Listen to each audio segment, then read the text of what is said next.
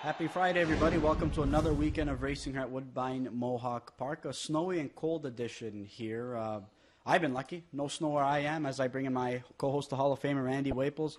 Not a single drop of snow in Toronto. I've been pretty fortunate today. So you got to celebrate your birthday today with no snow. Yep, I was happy. Boy, did I ever rat you out, didn't I? Didn't have to put any snow boots on yet. Hey, don't trust me. No, I do not. I do not want that advertised. Yeah, turning 30 is not. Are you serious? You're 30 years old. Another decade, wow. A new decade now. Starting That's a new amazing. decade. Yeah. Don't feel. I tell you one thing. The last 10 years ago, eh? No idea. I still feel like I'm 20. Seriously. Yeah, well, every time I walk around when people say, "How old are you?" I just hesitate. Yeah. Because I have to remind myself that I'm going to be 30. It's a good way to go through life. Young at heart. That's never going to change, right? Yeah, free-spirited. But no, I'm just happy that I could put on sneakers leaving the house today.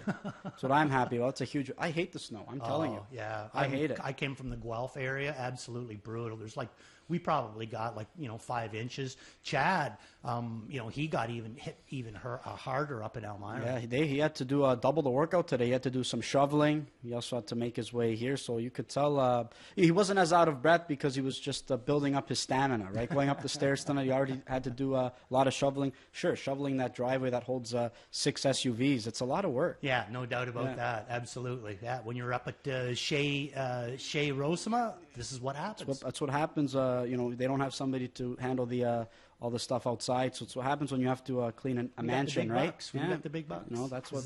That's it. So, all I have to do is worry about my broom closet. Yeah, exactly. That's why I've got people at home who can do it for me, right? That's the life of being a TV star. You don't have to worry about getting too dirty. So that's it. But we're going to recap some action on Monday though, because we have been a few days removed from racing. It was a nice 3 days off just to kind of get ourselves a little bit of a refresh. But I got to refresh my mind or memory what happened on Monday night because I'm drawing a bit of a blank here. But I just took a complete few days off from racing entirely. I was locked in on some other work though, Randy, but there it is. James McDonald takes 4 out of 10 on Monday night. He had himself a pretty good lineup, and he had himself a pretty good night to follow suit with it as well. Biggest triactor payout there was race number 3.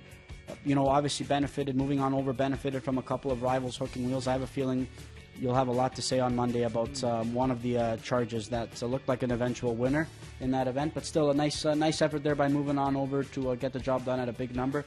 8 out of the 10 races won by post 5, 6, and 7. We know how important that post 5 and 6 is, and that jackpot high 5 carryover continues to grow. Again, we have seen it get taken down over the last few cards, especially when it creeps up around this number, maybe a little bit higher, and then somebody grabs it. Be nice to keep it rolling because I know usually on Boxing Day we have that mandatory payout. We always get a pretty good, especially on that matinee card. It's always great when we have that pool, and hopefully the carryover can just continue to grow and grow and grow because we're going to have a nice little wagering opportunity, assuming that's, we keep that trend going this year. Yeah, I'm sure that we will. Mm-hmm. I mean, it's amazing to me is how quickly it can grow. Mm-hmm.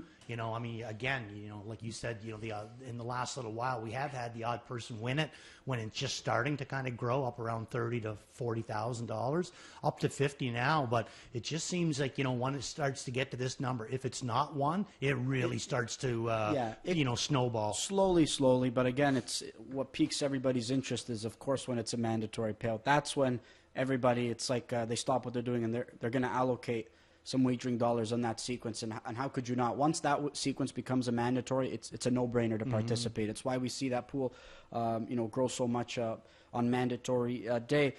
11 pack tonight, Randy. I found some of the races to be tricky. Can't say that I had a real strong feel on tonight. I think tomorrow there's a couple of races or horses that I really like. I think I can say the same for maybe Sunday and a couple of races. Tonight, no strong feel. I know we have to provide selections on plays of the night. I struggled tonight with that, personally. Yeah, I'm in the same way. You know what I find tonight? I find that there's the odd one that's maybe, that's not going to be chalky. Mm-hmm. I think we're looking at a lot of chalk tonight, John. And I think we're looking at chalk here in race number 2, which is the first race that we're going to preview tonight. And I say that because I view this being a 2-horse race, really, right, between Johnny Buckshot and Radcliffe. Ultimately, I decided to go with this Katie McNeil trainee, who's coming off a 6th place try at Flamborough. But there's a lot of positives. The draw that he gets to work with, and the fact that I think he's dropping down in a much softer spot versus some of his prior big track efforts. I think that he is by far the best horse in this race here tonight. He's going to be my top pick. Through Radcliffe in for second. But, I mean, he's just done so much more than anybody else in here, you know, and now we finally get to see the return of Johnny Buckshot at a mark of 54 over our surface last year. Nobody else in this race is even close to that. Already got a mark of 55 this year over Flamborough's half mile. Nobody else in this race close to this. I say that Tyler and Katie, you know, this is their race to win or lose. I completely agree. I mean, you can see August 25th, things didn't work out with an aggressive approach, but look at the competition that he was taking on, right? Sparks, Fly, Peel, Rainbow Dash, All Gas, No Brakes, all of which would be big favorites. And look at the half they were at. Yeah, and it was a quick, 54 seconds. Exactly. You know? And again, anybody's going to tire off of that. And again, he comes back in some condition races in that pop-up series, I believe, and he was taking on the likes of JG's Pal, Muscle Fashion, just horses, again, that I think would be favored, you know, competing in this spot. So he's one that I'm going to go to comfortably. He's going to be a single for me in the early pick 5. Yeah, I think you're right. He's just going to be a single for me in the early pick 5 as well. I liked Olena last week. Garnett's going to go to her on top. I thought that I had her in underneath, but I thought that she was one that could pick up a pretty big piece given that she had a couple of starts to get herself acclimated back on the big track. And it certainly showed that that was a big benefit last week. I thought she raced good, but honestly, John, I just thought that the pace collapsed. Okay. And she was she was the beneficiary. Yep. They coming back half and 1-1 off a half and 56. I think that that's kind of what happened. She just collapsed into it. So I didn't use her in here tonight. All right, Johnny Buckshot, the current 7-5 morning line favorite. The direction of Randy and I in race number 2. We're going to move on to race number 4. That kicks off the pick 6 sequence. We've got a few scratches here, though, and we have seen a handful of them throughout the course of the night. We're going to be scratched down to a field of 7 in this spot, with the morning line favorite being the 7-horse Dream Fair Diamond, who is going to be making her career debut. Like the qualifying effort, Randy, she's coming in with one lone tightener, though. Does that concern you whatsoever? No. Okay. Not really. I mean, number one, the barn that she was coming out of Libby, I mean, he does a really, really good job. He's going to have his horses fit, ready to go. And then just the body language that she showed that day in the qualifier, coming a half and 56-4, when it looked like she was just as comfortable coming a half and 55-4. So let's take a look at the replay from Dream Fair Diamond out of Mellow Yellow, this one being a $100,000 London City sale purchase, and will be owned by my good friend, Mr. John Lammers. Good luck with this one, John. Dream Fair Diamond, James McDonald qualifying this one. Again, you know, I mean, we talk about it all the time about how tricky James is in these qualifiers. Perfect example here. I mean, look at the size of this girl, too. This is a 2-year-old cattle wash filly. I mean, look at the size of her, John. I mean, she's huge, but James, shoulders back, staying on the helmet, and now at the end, he's going to take a little bit of a chance with her here. The momentum got stalled. Daryl took off just when James moved over, but I thought it was a great effort. The run-out's good. She's a big, strong filly, and now she's going to be doing her first race out of the Kyle Fellows barn. So I think a lot to like about Dream Fair Diamond, let alone the 3 scratches that we've had in here as well. That's going to be a big benefit. Starting from pole 7 to pole 6, absolutely right there. But, it's a typical James qualifying effort. Keep them tight on a helmet until as long as possible, angle a horse out, and let them, make their charge just before the wire. It's hard to evaluate, though, sometimes because of it, because he has the same approach in all these qualifying efforts, especially with young horses. Sometimes, because they all look the same, you don't really know just how much extra they've got. I put her on top, but I couldn't go all in on her because I'm not convinced that she had as much extra as maybe she displayed in that qualifying effort. That being said, it still might not matter in a field like this because there's some horses, while they're racing well, they're still struggling to get to the winner's circle. But I didn't want to leave off a horse like McJazz, who I think is in a much softer spot here, dropping out of some Harvest Series tries. And you know what? The A Black Beauty made a miscue off that final turn. I know she's got an outside draw to work with here tonight, but that was only her 3rd lifetime start. She recovered nicely to be a strong 6th-place finisher in that effort last time out. So I think if she can get away cleanly off that final turn, I do think she's going to be tough to beat as well, potentially. Why did she make the break? Don't know. Yeah. Don't know. What do you think? I think she either stepped over a shadow, or I think she maybe just slightly touched herself, because you notice that just before she does it, her head drops. Okay. So I think that either she's seen something that she was going to step over, and trust me, shadow plays well known to see little things on the track that maybe aren't there We've said different times shadow plays. Sometimes they see ghosts out there. But that's what the part that kind of bothers me. Now, if she was coming in here and there was a shadow roll being put on her, then it'd be a little bit of a different story. But I don't see any equipment changes on her. I don't like, I think that she did that in front, and I think that she could potentially do that in front again with no changes coming in with the outside draw too. So I'm thinking that maybe Dougie's going to try to find her a target and come hard with her at the end.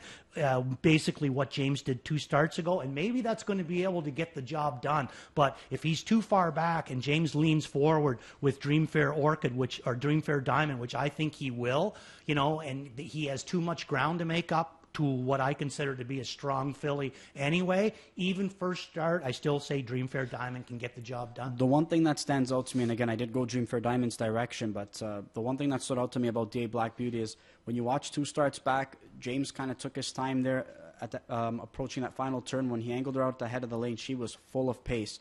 Cut the mile last time out, and if you watch Dougie, McBabel, who was your top selection there in that spot, he came charging before that final turn. I wonder if Doug almost knows that she struggles with that portion of the race, potentially. I'm not sure because, listen, his dad trains the filly. He's probably gotten a chance to sit behind her. He's qualified her, right? So he has sat behind her in a pari-mutuel start as well to kick off her career.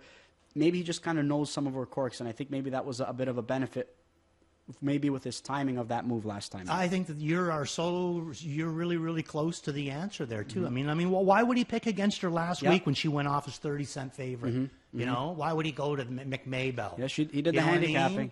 Yeah, I got a feeling that you're right. I got a feeling that maybe she does have a little bit of a quirk, and Mr. McNair knows exactly where that quirk is. Yeah, but again, if he can get her the right trip, I didn't want her to beat me here in this spot. So the Dreamfair Diamond, I think, going to be the race favorite in this spot. But again, I'm curious to just see maybe or hear just how much go she really had when she passed the wire, because again, it's really tough to tell sometimes with some of those James McDonald, some of those horses that James McDonald qualifies. There's our thoughts in race number 4. Again, that kicks off the pick 6 sequence. We're going to move on to race number 5. This closes out that pick 5 sequence. I didn't really have a strong feel for this race, Randy. We are going to be scratched down to a field of 8. The morning line favorite talk show host going to have to start from post number 10. His efforts have been strong. I opted to go to Eternally Hanover here in this spot. I thought that was a good start, adding Lasix. I know he was scratched out of that contest on October 30th. You could argue, should he have gone by? Maybe. But again, I think, second time Lasix. I think a horse who maybe was coming in off a bad date. I think this horse has a license to be even better tonight. He does have a license to be better, and he might be better. This is going to be second start Lasix back for him. In my opinion, he absolutely should have went by in that last start. And I think, again, you know, we talked briefly about Olena, that whole everything collapsed. They come back half in a minute and change. You know what I mean? He never got used. Looked like he was just going to fly on by, and then just when he got down to the nitty gritty, all of a sudden he drops the lines. The lines go kind of loose. JR has to start working them. I threw him in for second. He might beat me, but I'm going to throw him in for second. Where I'm going to go is a horse on the outside, and we're going to show you the replay on a horse for JR Plant called Malone. Malone's going to be my pick in here on a good rotation. Let's take a look at the last week. Same class. He's going to be showing up in here, and I think that he was just a little bit tougher horses. He has to race in last week against Mercutio, Caballero, and no one. I think that Mercutio's, better than anything else that's in this race. So just as a reference point, but I don't think that this horse was absolutely flying, but I do think that it was a good effort. You can see JR with him now, shoulders back. He does idle him out, but he doesn't have quite enough room to sneak through there on the head-on. You can see JR, the shoulders still back, trying to find just enough room to get him through there, shoulders still back. Not really. Now it's completely sealed off, so now he's got to go to the outside of James, and here comes the momentum now. I think it was a good one, so Malone is where I'm going to go here. And he was JR's choice, like you mentioned, right? He had a choice to go to Eternally Hanover, opted to go to Malone. Even with the outside draw, the pair of scratches are certainly going to help. It has nothing to do with this race per se, but I like that you also showed that replay because we got a chance to see that stretch rally from No One, who we both like in the opener tonight. That was a really good effort, and she seems like a mare who just does her best racing when she's got a target to chase, and I think it showed in a big way last time. I completely agree. Yeah, for sure. Was waiting for her to come back around again. Yeah, I'm going to use Malone in my pick 5 as well. I think Hungry Hill, we know, has the class to be competitive. His efforts just haven't been uber consistent, but he's coming off a break last time. Maybe you can throw that line out the window, one that I see you've got in for underneath, but you also have Eternally Hanover underneath. You do like his chances to put forth a good effort as well. He can easily be second. Yep. Just whether or not he can get the nose up for the win. Okay, easily be second. Does that mean that? Does that mean? Do I think that he's going to go out of his way to be second? Yes. No. Are you going to go all in on Malone tonight then? I'm not going all in on him. No. I just like him better than the rest. This whole race. It's tough. I had no good feel. Yeah. I completely agree with you there. 1, 2, 3, 4, 5, 6, went 7 deep in my pick 5. Look, I have an Eagle. He's scratched out of this contest. He was 10-1 on the morning line. Garnett likes him as a spot play. I thought this was a really good spot for him to be competitive too. I thought this was good over at Flamborough, coming back here. Yeah, I did too. He's taken on tougher here on the big track, but I don't know what to make of Zip Me Up. Likely going to take some support because of who's sitting behind him. But he's not a bad horse. I drove him. He's handy, but he just doesn't have enough on the end of it. I find he's got one move. When at the time that I drove him, he's got one move, and it's a good one though. It's a good one move that he's got. Yeah. Listen, I think anybody can really get the job done in here with the right trip. Oh, you just mean that if I was driving, even I could get the job done? Absolutely. Listen, you could get the job done in this group. I absolutely believe in you, Randy. I believe in you. I know that's not something maybe you've heard over the last couple of years, but you can get the job done. Race number 6, that's going to kick off the late pick 5. We've got a field of 7 here in this contest. A competitive way to kick off this first leg of the late pick 5, though, Randy. I think you could go several different directions here. I think just about anybody's got a chance with the right trip. I landed on Shutter Green as an all-in for me here. I do think that this is a good spot for this 3-year-old gelded son of Green Manalishi, but you can convince me otherwise too. Yeah, I mean, it's just a really kind of a nice little bunch of horses in here, you know. Love to the Moon and Back. I kind of thought that she should have got the job done that last one there, but JR is going to pick her up for Blake tonight. I went Victor Invictus. You know, he wins his last start. We know he's back onto that routine again. Short field, always seems like he's got good movement on the end of it, and I kind of trust the horse. Some of these other ones, don't really know if I trust them. Yeah, I completely agree with you. I think I did make a misprint there. I didn't even like Love You to the Moon and Back on my ticket. It was supposed to be Caballero there. That was my mistake for putting the 3 underneath. But I do like Caballero here as well. I think that he's a competitor too. Second start Lasix. We know that he's got the ability to get the job done. This is a cheap enough bunch where he should compete. But I also thought that was the case last time out, right? I thought that it was a cheap enough bunch for him to put forth a better effort. And all he could muster up was 3rd. That's kind of why I went with Victor Invictus. Like I said, I trust him. You know what I mean? I'm not saying he's the fastest horse in here, but I know what I'm going to get. The other ones, sometimes I'm not 100% sure what I'm getting. I just remember that October 20th effort from Shutter Green, good draw to work with, and he went down the road. I think that he can maybe replicate a similar type of performance here in this spot. Another favorable draw. He's exiting some tough, some sharp competitors in that Harvest Series, and I think he'll find a nice little home here in this pop-up series. There's our thoughts in race number 6. We're going to move on to race number 8. It's going to be that 3rd leg of that late pick 5. We've got a field of 10 here. Hard not to like the 8 horse in here, Phoenix, especially when he picks up James McDonald, and coupled with the fact that he's going to be dropping down in class. James did get a chance to sit behind him last time out, but that was against tougher company. The fact that he gets to hook this group here and drop a few classes, I say it's all systems go tonight. Yeah, and he's coming back on a 5-day schedule, right? Today's the, what's the date? Today's the 28th, last race on the 23rd. So 5 days. One thing we can take off the docket, this horse is fit. We're not have to worry about whether or not he's fit or not. 5-day rotation. But in some ways, maybe that would scare me a little bit, but not him, because he didn't really do a whole lot in his last start from the 9-hole. James just kind of took him back, and he's going to drop right down into this a class that we rarely see Phoenix at. So let's take a look at the replay on November the 23rd for Phoenix. Again, had the 9-hole, James McDonald driving, just kind of went to the back first quarter in 30 seconds. Never was able to get him really involved into this race. But this is a horse that even though his last 4, he doesn't really show it. If you go down to the October 13th line, he left out of there in 27 flat and still was able to get the job done in 53 and 4 for the tandem of McClure and Julie Walker. backer. So I think that James can more or less can do the same thing if this is what he wants to do. But again, you know, you seen how spread out they were going around the last turn. He just had no chance whatsoever. At the half, he's 13 3/4 out, ends up getting beat 8. So he does pick up ground the whole way. But look at the body language on James. At this point, there's 4, 5, 6 horses ahead of him. He's not going to get squadouche. So he decides just to sit there, comes back on a 5-day rotation, and didn't really do a whole lot with him. So I absolutely love him in here, and I think he's got different options on how he wants to race him. Now, that being said, did you have any use for the one horse? I used him in for second. Me too. I thought it was a tough trip last time out, though, right? I mean, he tried to make his move to try and quarter pole in that spot. When you get Muscle Fashion in gear, it's tough to just kind of put him in check, right? So once James commits to rolling him... And he had to anyway. It was a cheap half. Look, objectively speaking, I mean... stick him. You got to stick a horse in that spot. You got to stick him. And I don't think James would have had a choice anyways, because once he started rolling, Muscle Fashion was just going. There was no... He was going to park anybody in that spot. But regardless if he didn't have those mannerisms, that size, and that kind of the way he goes... You got to stick a horse in that spot. You just have to. Right. Now, and it was the winning move. Now, we're not going to show you the replay on Kevin Anthony, but hear me out on this. In my opinion, which doesn't mean much, but this is just my opinion. So, like John said, Todd Rashford tried to make a charge to the front.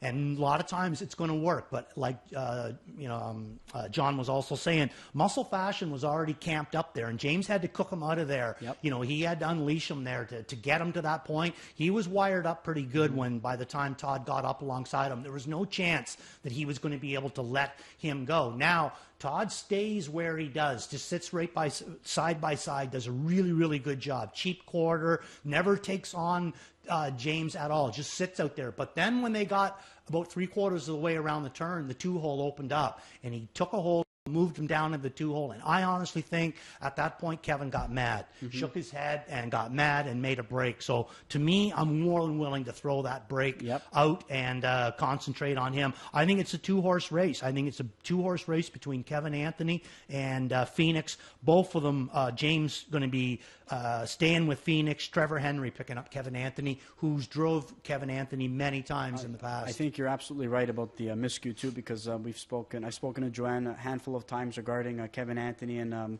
Chief Stream Girl, and she's just said sometimes Kevin Anthony, he just gets real angry and he just gets mad. He's got a bit of an attitude. A little bit temperamental. Absolutely. You know what I mean? So I think that's what we saw last time out, most likely, especially given the break when he moved them back to the inside. I think the post is going to help Phoenix in the sense that look who's to his inside though. Market Banker, he's got gate speed if Chris elects to maybe do something that we don't expect him to do. I just don't see him leaving in this spot because I don't see any indication that makes me believe he's going to be leaving off the gate with him tonight. I don't either, and I think that he and you know, unless Chris knows him way, way better than you, and I think in a way he might be taking a big risk leaving with this guy because there's some speed down on the inside of him. Mr. Magic, Southwind Domino, Kevin Anthony, if they decide to go out of their Major Bank. So if these ones come out of there, it could pretty well leave Greek in a bad no man's land if you got a horse like Phoenix clearing from the outside, you know. So I got a feeling we might be seeing a moonwalk from Market Banker off the gate. I've seen him leave from post 9 before, so he's got the gate speed. I just don't know if Greek's going to like to do that here in this spot tonight. We're going to move on to race number 9. This is going to be our Fillies and Mares Open here, field of 6. I know this class, we haven't gotten a chance to see this class over the last couple of weeks though, Randy, but we've got a really sharp group of 6 here. I know it's a short field, but again, can't tell me the main contenders who most people are going to be looking at being the 2, 3, 5, and 6. Try and separate them going into tonight's effort because it's tough. It is. Completely. I didn't even bother. I think in my pick 5 and my pick 6. Pick 5, I use all 4, and in my pick 6, I use all 4 as well. Yep. And really, really tough. The ones that I left off was I left Style for a Mile off, and I left Glenborough off. I went, like you said, 2, 3, 5, 6. So let's take a look at the replay. Now, my top pick in here is going to be Absolution, but let's go down one. Let's take a look at the replay from November the 7th. And in this race, we're going to see not only Absolution, but we're going to see Grit and Grace. We're going to see So Much More, and we're going to see Tells on a Roll as well. So let's take a look at this one. 2 starts ago, when all 4 of these fillies, all 4 of my top picks in here anyway, we're all in against each other. So let's take a look at this one. And again, Absolution going to be my top pick in here. And the Mo is sending in a small bridle change on her. Going to go from blind to a set of blinkers. Okay, and she missed a few weeks coming into this effort too, right? So this was a really nice effort to let this mare rally, and I've said it so many times on the broadcast, though, Randy. I'm just so impressed to see how this mare has been able to climb up the class ladder this year. I mean, racing against that non-winners of 2, non-winners of 3 type to work her way up to being one of the top contenders here in this Fillies and Mares Open. I'm curious to see how she's going to finish off her year. I'm curious to see how she's going to come back, because I think this is a mare who could tackle on some stakes company. I don't know how competitive she would be per se, but I do think when you've got a late kick the way she does, you can start racing your way into some pretty good pieces in some of those open mare stakes events, I think. I completely agree. And you know something, we got to give huge props to the Mo for the way that he's managed this one, because she didn't start out here, John. You and I both know it. She started out on the B track. She did a lot of racing at Flamborough, maybe a bit at Western Fair too. He took his time with her. Now he's he's basically got himself a really top-notch Fillies and Mares Open. Absolutely. You and I both go in Absolution's direction, but again, grit and grace. Falling short last time out, really, I didn't think she had any excuse per se last time out. Even the last couple of weeks, maybe that third quarter a touch too fast, but she's been racing well, just can't seem to finish off those miles as of late. So much more we know merits a lot of respect. Until's on a roll, she's the mare that's really coming into her own again. Agreed. When she was on her game, I don't think anybody else in here right now, I think everybody would be racing for second at one point. But I think she's starting to work her way back into being the best of the bunch potentially. To me, the two ones that are showing the absolute most improvement, I guess that you could say, would be the 5 and the 6. So much more is like she's found a whole new life. Yep. And I agree with you on Tell's on a roll. Of all the horses that are in this race, she's the one that seems to be moving more back into that really good form. All right, so there's our thoughts on race number 9. That's going to be the Fillies and Mares Open, our featured event on this 11-race program. There's our preview for tonight's action, but we're going to bring in Chad Rosema here, just get his thoughts on, a qualifying report, something that you're going to be doing on a weekly basis now, Chad, and I'm curious to hear your thoughts. I know qualifying is something that, watching qualifiers is something that you absolutely love to do. I know Randy and I really enjoy it, but a couple horses stood out to you in particular there on last week's qualifiers. Yeah, so something where I'm going to kind of, on the Fridays like today, I'll be looking back at last Friday's qualifiers in kind of the hopes that the horses I may be looking at are perhaps into go over these next few days, which for the two that I'm going to kind of highlight here, they are happening to be entered. One tonight, one tomorrow on the program, and maybe just, one to catch an eye. I know you guys aren't going to miss these ones, but we love watching the qualifiers. It's such a valuable tool and so easily available as well. You can watch them live when they go. Tomorrow, actually, the qualifiers are going to be going here because they were scrapped today due to the snow that we had. But you can always just check them out on YouTube. So Dream Fair Diamond, who's going to be in this evening's 4th race, and actually is one that's not going to slip through the cracks, certainly, because Dream Fair Diamond, the daughter of Cattle Wash, is an 8-5 morning line choice. I thought she was awesome in her November 21st qualifier. It was in qualifier number 3. Sat in the pocket until very deep in the stretch. The one she was following is a filly by the name of Lions I Want a Chip, who's been racing south the border. She's had a fantastic Giro campaign. She's won 4 of 9. She's got a mark of 53 and change, but she's paced in 51 and 4. And she was gaining on this one in 57, a nice back half. John Lamers, who, we know that he obviously breeds a lot of his own horses. This one, though, he shelled out $100,000 at the local London sale to buy this one. And although Jason Libby, I believe, was down as trainer in the qualifier, and he's developed some horses for John in the past. Kyle Fellows will now handle the training duties in the pari-mutuel debut. So Thiesen's the one on the lead with Lions I Want a Chip. Again, I think a real quality filly. And James just kind of sat the pocket. I mean, he could have maybe dove to the inside if he wanted. He could have angled even more so to the outside. He stays on Daryl's helmet for quite a ways. We've seen James do this many times in the past. And then it's just going to be, the final 16th, if that, where he tips her. And she's, to me, moving very well. He's not even really calling on her. She's gaining on this leader. Good-sized daughter of Cattle Wash as well. And, I think this one's going to come up with a real good effort in her pari-mutuel debut. So we'll look for that in the 4th. She's obviously going to be one of the plays. Other one that we're going to see tomorrow in the 6th race is a horse by the name of Bajan Firefly. Sean Stacy trains this Hudson Standardbred stable, homebred. Billy Davis has been aboard both qualifiers. I was impressed with both of them, but the most recent one on the 21st in qualifier 3, finished second, sat in the pocket until deep stretch, and then gained. Actually, that's the same line. I was just looking at the top one. But Page and Firefly was on hold throughout most of this mile, similar to another one that's actually going to be in the same race and coming same qualifier in Cold Creek Nacho. And Cold Creek Nacho, just based on the connections, I think could get plenty of attention. It's likely to get a lot of support. James is the one on the outside, I think pacing pretty well. Billy's ducking to the inside with, again, another one that I think's got pretty good size. It's a son of All Bets Off. And again, a homebred for Hudson Standardbred on the run out was ahead, but again, taking the shorter route to the inside. But I just like what I've seen in both of them. Again, a good-sized colt that maybe just needed a little bit of time. Sean Stacy, he can have them ready to go at first asking here, so maybe one you want to consider. But just a couple guys that, caught my eye, and I know you guys are going to be profiling some of these horses already, earlier tonight and then tomorrow. But, Waples, we know that it's, Rallis's birthday here tonight. Did he not get the memo? Usually it's customary to bring in a cake. Yeah, I guess I didn't want to tip my hand. Look, and now we've even got people coming in here with signs saying "Happy Birthday" too in studio. It's amazing. There you go. It's amazing. It's amazing the pull. Uber Eats could probably bring a cake in. Yeah. Well, we're gonna have. You're right. I'll have to go see if hopefully Rose can whip something up for us, with some candles or whatnot. But we know you miss doing those qualifying reports, Chad. Never mind my birthday. We know that you love looking at the qualifiers, though. It's something that you love doing. It's fun. Again, a great tool, right, guys? So easily available to watch either live or just check out the YouTube channel. Good luck down there tonight, guys. All right, appreciate it, Chad. Good luck as well, and as.